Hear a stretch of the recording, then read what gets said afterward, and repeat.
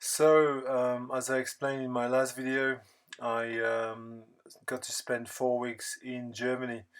Didn't go there to dig, I went there for work. I did do some digging, but my main purpose was to take 27 students to a school exchange in a city called Kassel in the dead center of Germany, in the region of Hessen. Very nice little city, lots to do, lots to see. Three record stores, which was really cool. When I had free time, I got some digging. You'll see some footage very shortly. We did a lot of traveling. We went to Berlin, evidently, because you have to. We went to Erfurt, ex-DDR city, very nice. We spent a lot of time in Bavaria, Nuremberg, Rothenburg was very, very nice. Munich, obviously. We even went down to Austria, to Salzburg. We climbed the Zugspitze, the highest point in Germany. We didn't climb it, but you get my drift. And ended up in Heidelberg and then left from Frankfurt. The first shop I visited was a place called Lost and Found in Kassel. It was 3 minutes away from the place I was staying in. Not even 3 minutes, I'm not kidding you. That place was literally round the corner. This is basically four different stores. The guy is a real character. He's called Friedrich, like myself, Fred, and he has four shops. He told me he's got about 200,000 records thereabouts, and Lost and Found is basically crammed with records from floor to ceiling, and this is just only one of the rooms. It was just frantic, just so many records. So I did a lot of digging there. I went there a few times because it was so close to the house I was staying in. They had some nice new age electronic sections, and it was just a bit overwhelming to dig in there. Um, but it was cool, and if I get to go back next year, I'll spend more time in there. This is a bin. I didn't really choose the best one. I mean, it's a bit looks a bit rubbish from what we're looking at there, but it's just to give you a bit of an idea. We had some great conversation with Friedrich. He was very, very, very interested about Australia in general. Um, and I also went to a shop called Scheibenbeißer, which was a big record store in the middle of Kassel, and very neat, very well curated. The opposite, basically, of Lost and Found. Everything was laid out correctly. A very pleasant digging experience. I went there 2 or 3 times as well, and they had some really impressive, well stocked jazz sections, as you can see there, and beautiful, yeah, avant-garde, classical music and jazz, and even an MPS section, which was ever so impressive. The prices were fair. I mean, you could see 25, 35 euros, um, and so on. But that's what you would pay. They were very nicely maintained, nicely clean and pristine records. Some reggae 7-inch goodness there, which is always cool to dig through. And they had a very nice African section as well, which I got to dig in. You'll see that in a second. This is the African section, and I bought quite a few records from there. And I just explored. The walls were great. I was a little bit disappointed, I must say, by the krautrock section, which you can see there. There's nothing there that was terribly enticing to me. Um, but anyway, them's the breaks. It's the way it is. In this first installment, I will only show you German records. In the next installment, we will talk about the jazz records that I found.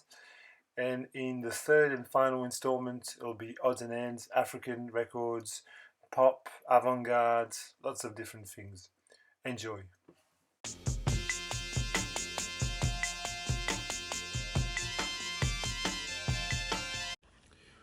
Okay, the krautrock and German jazz records that I found in Germany.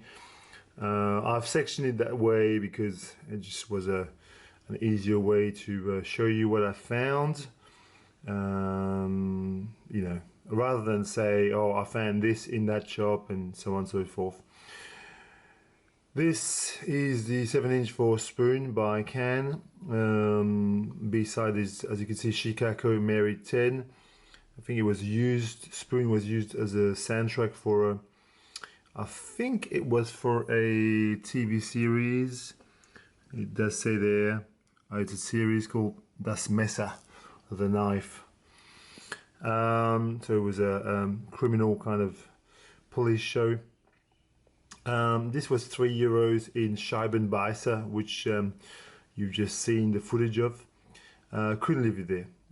Great 7-inch. In Erfurt, which you'll see next week, it's a little town in East Germany. I found a whole crate of this label called Amiga. Amiga was basically an East German label from back in the day that released their own takes on certain artists. I don't know how well licensed this is. I've got no idea. Need to look into it. But some East the person from the shop explained to me that, well, that's what Amiga did. They just, you know, that was the East German state label. So this Tangerine Dream is your usual Tangerine Dream fare. It's cosmic, spacey, Berlin School. I really do like this record. It's cheap. Goes under the name of Quixote, as in Don Quixote, the Cervantes Spanish novel. Deuter can be found by the truckload in Germany. Deuter is everywhere. I could have bought the entire discography of Deuter should I want to. This is Alm, his second record. Again, very new. Probably his first new age record. Lots of sitar and beautiful spacey sounds. In the shop next door where I was living, Lost and Found, which you saw just before, there were multiple copies of all these Deuter records. In Nuremberg, I came across this early pressing of Seligspreisung by Popol Vuh. I think it was the very last record put out on the Cosmic Couriers label before it was dismantled, extinct. This is a lovely, again, ambient new agey record with vocals. Florian Fricker actually sings on this. I didn't have this record, and I was in the shop in Nuremberg. There was not much that I wanted there. You know, it's like, I just take something, and I'm glad I took this home because it's a really lovely record. Okay, La Düsseldorf, which is the offshoot band from Neu.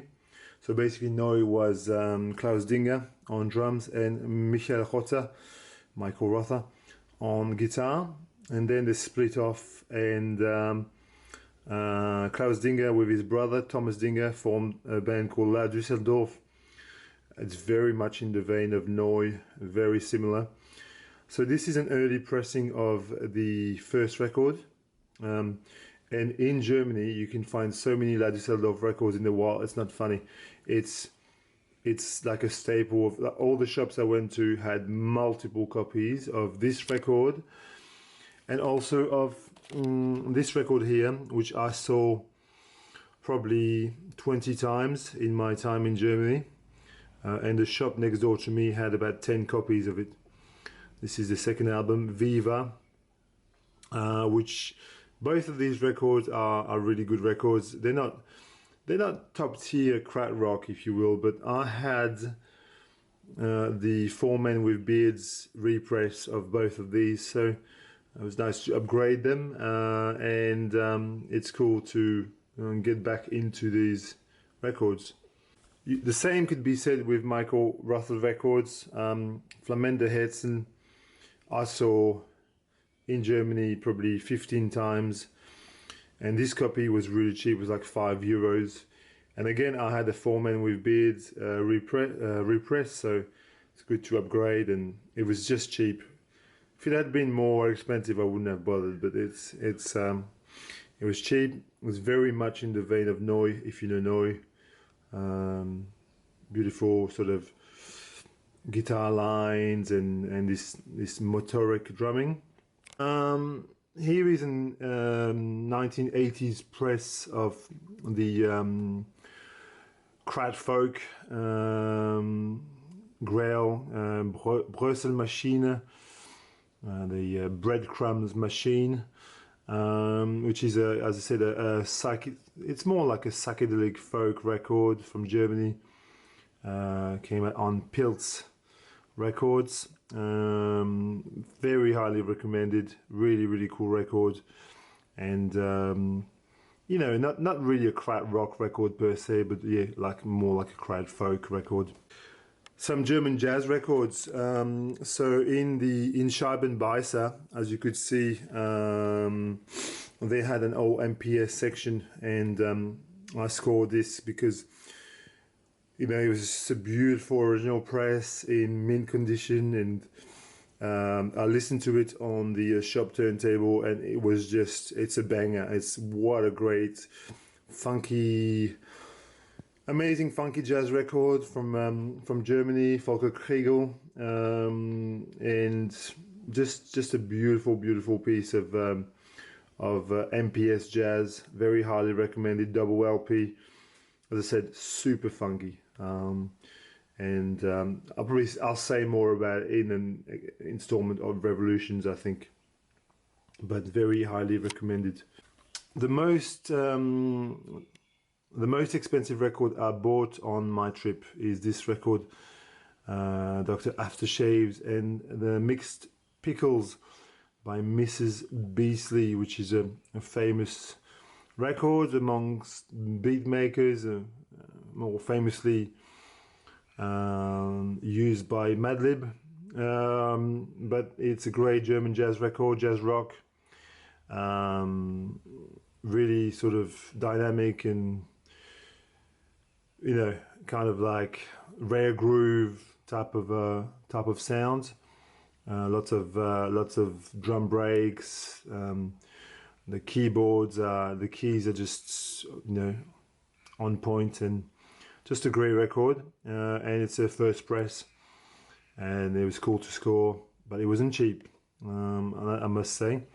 But, you know, a lot of the other records that I bought were in between the 5 and 10 euro mark, so, you know, it was okay to spend a bit more money on this one. Here is a super cheap album with a killer lineup.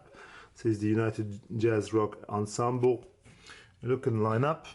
We've got John Husman, Albert Mengelsdorf, Eberhard Weber, Wolfgang Dahner, Charlie Mariano, Volker Kriegel, and Ian Carr. I mean, for 10 euros, could I really pass this up? This is a great jazz rock record. It's really pleasant to listen to, really fun. It's not groundbreaking or anything, but, you know, for the price and for the lineup, it was well worth grabbing. Last but not least, it's neither krautrock nor jazz. It's a Deutsche Neue Welle record, a new wave record called Unliebe by the Deutsch-Amerikanische Freundschaft, which is a band that I really like. I've got 2 of their albums already, and I was looking for this one to complete what I wanted from them. This is a really great electronic new wave album. I like this band a lot. They've got a sense of humor. I like them a lot, and I like their iconography and their record sleeves. It's very cool. Anyway, these are my German finds from Germany. I hope you enjoyed, VC. See you next week.